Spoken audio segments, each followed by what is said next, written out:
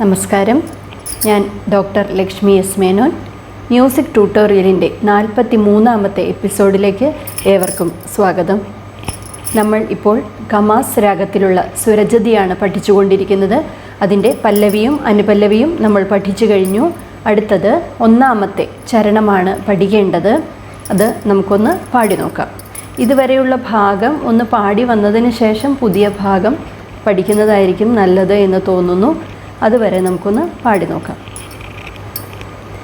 സാ നി ധ പ മ ഗ മ ഗ മ പ ധ നി സാ നി ധ പ മ ഗ മ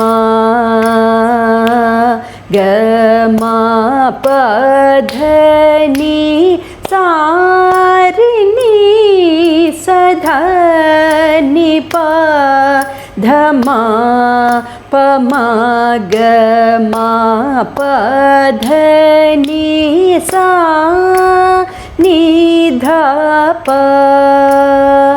മ ഗ മ ഗ മ പ ധ നി. അടുത്തത് 1ാമത്തെ ചരണം. സാ രി സ നി നി. ഒന്നുകൂടെ പാടാം.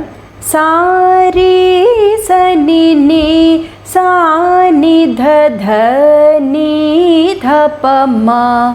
ഒന്നുകൂടി. സാ രി സ നി നി സാ നി ധ ധ നി ധ പ മ ധ മ ഗ സ മ ഗ മ പ ധ നി. ഒരു പ്രാവശ്യം കൂടി പാടാം. സാ രി സ നി നി സാ നി ധ ധ നി ധ പ മ ധ മ ഗ സ മ ഗ മ പ ധ നി സാ നി ധ പ മ ഗ മ ഗ മ പ ധ നി. നമുക്കിതൊന്ന് താളത്തിൽ പാടി നോക്കാം. സാ രി സ നി നി സാ നി ധ ധ നി ധ പ മ ധ മ ഗ സ മ ഗ മ പ ധ നി. ഒന്നുകൂടി. സാ രി സ നി നി സാ നി ധ ധ നി ധ പ മ ധ മ ഗ സ മ ഗ മ പ ധ നി സാ നി ധ പ മ ഗ മ ഗ മ പ ധ നി. അടുത്ത ചരണം കൂടി പഠിപ്പിക്കുകയാണ്. സ രി സ നി സാ നി സ നി ധ നി. ഒന്നുകൂടി. സ രി സ നി സാ നി സ നി ധ നി ധ നി ധ പ ധ പ ധ പ മ പ. അതിൻ്റെ സ്വരസ്ഥാനം ശ്രദ്ധയോടെ പാടിയില്ലെങ്കിൽ മാറിപ്പോകാനുള്ള ചാൻസ് ഉണ്ട്. അതുകൊണ്ട് സ്വരസ്ഥാനം വളരെ ശ്രദ്ധിച്ച് പാടുക. സ രി സ നി സാ നി സ നി ധ നി ധ നി ധ പ ധ പ ധ പ മ പ. ഒരു പ്രാവശ്യം കൂടി പാടാം. സ രി സ നി സാ നി സ നി ധ നി ധ നി ധ പ ധ പ ധ പ മ പ. സ മ ഗ മ മ നി ധ നി ധ പ ധ നി. അത് ടെക്സ്റ്റിൽ സ സ സ സ മ മ മ മ എന്നുണ്ട്. ഇത് പാഠാന്തരമാണ്, വേറൊരു പാഠമാണ്. സ മ ഗ മ മ നി ധ നി ധ പ ധ നി സ രി സ നി സാ നി ധ ധ പ മ ഗ മ പ ധ നി. ഒരു പ്രാവശ്യം കൂടി പാടാം. സ രി സ നി സാ ni sa ni dha ni dha pa dha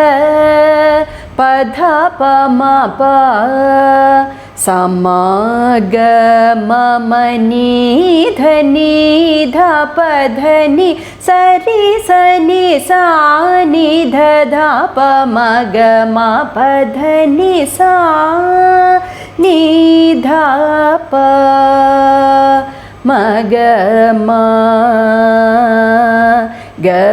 ma pa dha ni. ഈ വരി ചേർത്ത് പാടുകയാണ്, ഈ സ്വരം ചേർത്ത് പാടുകയാണ്. രണ്ടാമത്തെ ചരണം. സരി സ നി സ നി ധ നി ധ പ ധ പ മ പ സ മ ഗ മ മ നി ധ പ ധ നി sa ri sa ni dha pa ma ga ma pa dha ni sa ni dha pa ma ga ma pa dha ni. ഇന്ന് പഠിപ്പിച്ചത് രണ്ട് ചരണങ്ങളാണ്.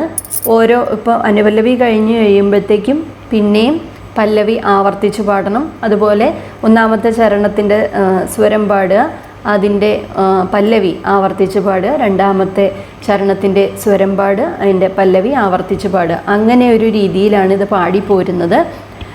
ഇനി നമുക്കിത് പഠിച്ചു കഴിഞ്ഞതിന് ശേഷമാണ് ഇതിൻ്റെ സാഹിത്യം പഠിപ്പിക്കുക. അപ്പോൾ ആദ്യം മുതൽ ഒന്നാമത്തെ വരി മുതൽ അതിൻ്റെ സാഹിത്യം പഠിക്കാനുണ്ട്. അപ്പോൾ ഇത്രയും ഭാഗം വരെ എല്ലാവരും കൃത്യമായി പ്രാക്ടീസ് ചെയ്യുക. അടുത്ത എപ്പിസോഡിൽ പുതിയ ഭാഗം പഠിപ്പിക്കുന്നതാണ്. എല്ലാവർക്കും പഠിപ്പിച്ച ഭാഗം നല്ലതുപോലെ മനസ്സിലായി എന്ന് വിശ്വസിക്കുന്നു. ഏതെങ്കിലും ഭാഗത്ത് മനസ്സിലാവായിക ഉണ്ടെങ്കിൽ കമൻറ്റ് ബോക്സിൽ ഇടുക. നന്ദി.